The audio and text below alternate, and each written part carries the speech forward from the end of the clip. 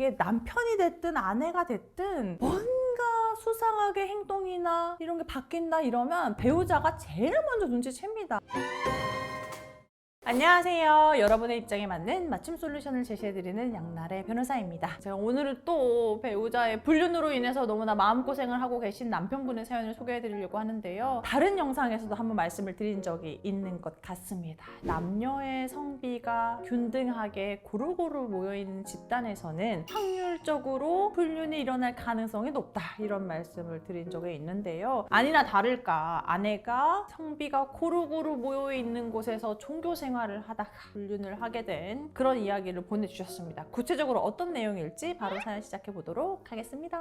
우리 사연자분, 이제 남편분은요, 어려서부터 모태신앙으로 기독교를 믿고 계신 그런 분이었고, 홍기가 차서 이제 결혼 상대를 물색하고 있던 와중에 주변에서 어떤 교회에 다니시는 한 처자가 너무 이제 순수하고 신앙심도 깊고 하니까 같은 기독교인끼리 만나면 좋지 않느냐 추천을 해주셔가지고 소개로 아내분을 만났다고 합니다. 우리 남편분은 모태신앙이긴 한데 매 주일마다 교회에 가서 예배를 드리는 그런 정도의 신실한 종교 생활을 하시는 것은 아니었지만, 어려서부터 당연히 그 믿음을 가지고 생활하는 것을 중요하게 생각하셨기 때문에 아내분을 만나고 너무 마음이 좋으셨다고 해요. 왜냐면 아내분은 정말 신실하게 믿음을 가지고 있어서 주일이 아닌 날에도 뭐 수요 예배 이런 것들을 열심히 참석하면서 신앙생활을 할 뿐만 아니고 교회에서 모임이 있거나 교육활동을 할 때마다 정말 헌신적으로 봉사하는 마음으로 열심히 참석해가지고 신앙심을 가지고 생활하는 분이셨다고 해요. 그렇다 보니까 남편분도 뭔가 나의 부족한 믿음을 아내가 채워준다는 생각이 있었고, 이렇게까지 헌신적으로 신앙생활을 하고 봉사하는 마음이 있다면 가정생활도 더할 나위 없이 잘하겠구나, 이렇게 생각을 하셨던 거죠. 결혼을 하고 나서 남편분의 이런 기대를 전혀 실망시킨 적 한 번도 없이 아내분은 가정생활도 열심히 하고 교회에서도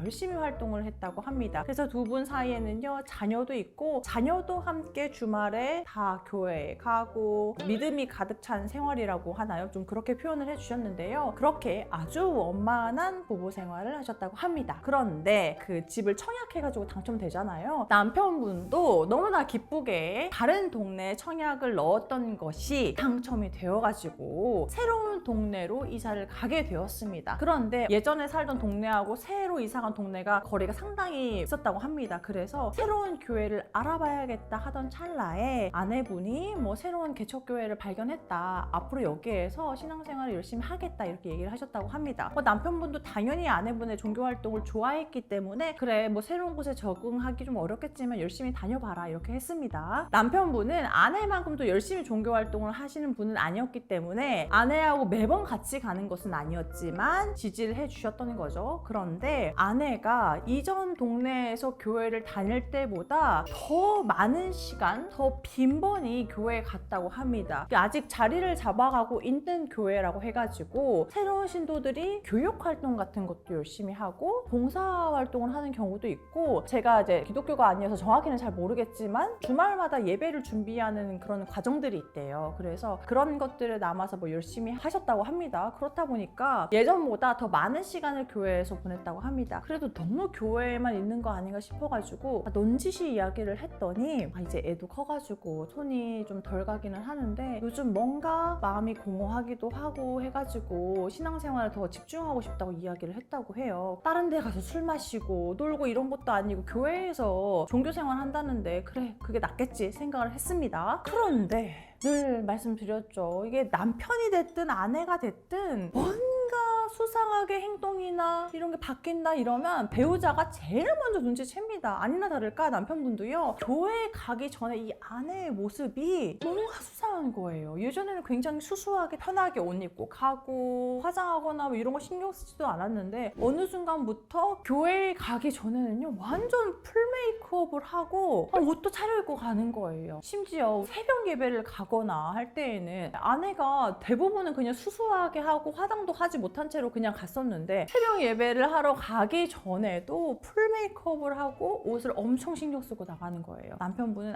이거는 무슨 문제가 생겼다, 아내가 교회 가는 게 아닐 수도 있겠다 하는 생각이 강하게 들었습니다. 그래서 아내가 저녁 예배를 가겠다고 나갔을 때 몰래 뒤따라 가봤습니다. 그런데 남편이 생각했던 것과 달리 아내는 정말로 교회에 들어간 것이었습니다.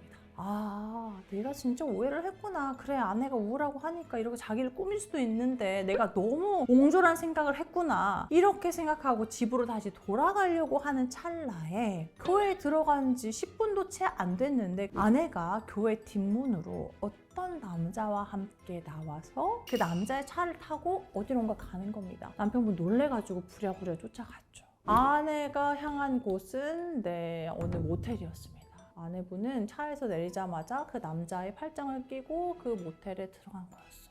너무 손이 덜덜덜 떨리지만 차분하게 사진하고 동영상을 안으로 들어가는 걸 찍고 나서 다시 집으로 돌아오셨다고 합니다. 따라 들어갈 생각조차 들지 않으셨다고 해요. 너무 충격을 받아서. 아내가 집에 들어왔을 때 당신 어디에서 뭐하고 왔어? 라고 얘기를 했더니 교회 갔다 왔지. 아까 교회 가는 거 얘기했잖아. 남편분이 확보한 증거를 보여주면서 당신 누구랑 언제부터 이렇게 바람 피운 거야? 라고 추궁을 했더니 그제서야 같이 저녁이랑 새벽에 이렇게 예배를 하던 신도분하고 마음이 통해서 실수를 한 것이다 이렇게 얘기를 하셨다고 합니다. 그 남편분이 이런 충격적인 상황을 겪고 나서 엄청난 고민에 빠지셨다고 합니다. 그 고민의 주된 이유 첫 번째, 아내가 그래도 이런 일이 있기 전에는 가정에도 충실하고 남편이 원하는 만큼 종교활동도 열심히 하고 했었는데 한 번의 실수로 인정하고 용서를 해줘도 될지 그게 궁금하다고 하시고요. 그리고 만약에 용서를 한다고 하면 어떤 태도로 어떻게 대응하는 것이 다시는 이런 일이 생기지 않도록 예방할 수 있을지 두 가지가 궁금하다고 하십니다.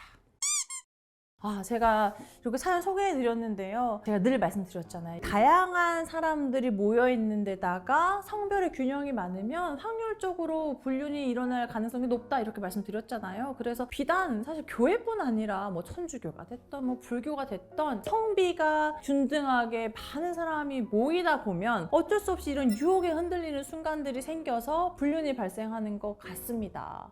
근데 일단 첫 번째로 남편분이 배우자의 불륜을 알았다고 해서 무조건 이혼을 해야 되는 것은 아니라고 생각합니다. 늘 말씀드리지만 배우자가 부정행위를 했지만 내가 한 번쯤 용서하고 싶다 그러면 그건 난 아직 이혼할 준비가 안 된 거기 때문에 용서하셔도 된다고 저는 생각을 합니다. 그걸 가지고 주변에서 아니 어떻게 다시 살 수 있어, 그 말도 안 돼, 같이 사는 사람이 바보야, 아무도 이렇게 당사자를 비난할 자격은 없다고 생각을 하거든요. 그래서 남편분이 예전에 아내의 그런 모습들이 생각나고 다시는 그러지 않겠다는 아내의 이야기를 믿어보고 싶은 마음이 좀 크시다면 저는 아내를 믿고 가정을 회복하기 위한 노력을 해보시는 것도 저는 좋다고 생각을 합니다. 다만 회복을 하려면 나 혼자 노력을 해서는 안 되고 또 두 번째로는 내가 온전히 상처가 치유가 돼야만 과거의 일을 문제 삼지 않고 계속해서 관계를 회복해 나갈 수가 있거든요. 그래서 남편분도 이 이야기를 아내가 껄끄러워하면 어떡하지 하고 막연하게 묻어놓기보다는 정말 그냥 있는 그대로 수면 위에 다 드러나게 꺼내놔가지고 내가 당신의 이런 모습을 본 게 어떻게 충격을 받았고 당신이 이런 충격을 없애주기 위해서는 어떤 노력을 했으면 좋겠어 라고 오히려 더 끄집어놓고 얘기를 하는 게 좋지 않을까 생각이 듭니다. 이거를 지금 해결하지 않으면 시간이 지나면 지날수록 아내분은 아니 용서해준다고 해놓고 왜 자꾸 이걸 가지고 얘기를 하는 거야 이렇게 할 수가 있거든요. 그래서 지금 이런 일이 발생했을 때 다 꺼내놓고 강하게 이야기를 하시는 것이 좋을 것 같습니다. 그래서 제가 드는 생각은 아무리 신앙심이 깊고 종교활동이 중요하다고 생각하신다고 하더라도 아내분이 당분간은 종교활동을 하지 않는 것이 좋을 것 같습니다. 그런 가능성을 줄여야 되잖아요. 한번 용서받았다고 생각해가지고 계속 같은 식으로 같은 교회에 나가다 보면 그 사람이랑 또 마주칠 수도 있는 것이고 마음이 흔들려가지고 만날 수도 있는 거잖아요. 한 번 불륜을 한 사람이 두 번 저지를 확률이 높다. 이건 사실 맞는 말이기는 하거든요. 이런 가능성 좀 낮추기 위해서 아내분도 어느 정도 마음의 정리를 하고 정말 내 잘못을 인정하고 다시는 같은 행동을 반복하지 않겠다. 이걸 보여줄 수 있도록 당분간은 이런 종교 생활을 안 하시는 게 좋을 것 같고요. 그리고 남편분이 회사 생활하는 동안에 아내가 나 몰래 어디 갔을까봐 걱정된다 이럴 수도 있거든요. 그래서 완전하게 실망감이 사라지고 믿음이 회복되기 전까지는 두 분이 상호 동의하에 서로 위치를 공유하는 것도 저는 좋다고 생각을 합니다. 이 정도로 서로 협조가 되고 개선하려는 노력이 있어야만 부부관계가 다시 원만하게 회복이 될 수 있거든요. 남편분이 지금 한번 노력해보고 싶다고 한다면 저는 노력해보시는 거 아주 추천드리고, 다만 이거를 쉬쉬하면서 묻어놓지 말고 온전히 꺼내놨으면 좋겠고, 이게 너무 상처가 크다면 아내분과 함께 심리상담이나 혹시 정신과 상담 받아보시는 것도 추천드립니다. 정말 힘들 때 병원에서 진료를 받는 것은 회복에 또 큰 도움이 되기도 하니까요. 여러 가지 방법을 시도해가지고 회복하셨으면 좋겠습니다.